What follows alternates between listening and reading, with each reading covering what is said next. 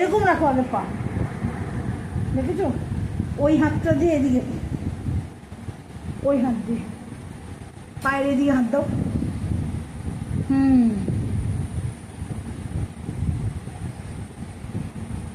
Change. এবার এই হাত দিয়ে, এই স্যার এইরকম উঁচু করে পাটা রাখতে হবে নিচে, রাখো। হ্যাঁ, একাই চালা, ফাঁকি মারবে, আমি দেখবো না। এই আরে এই ঘোরাঘুরি খাইছে নিজে বাবা। এই এই রাখো, এই বুঝে গেল?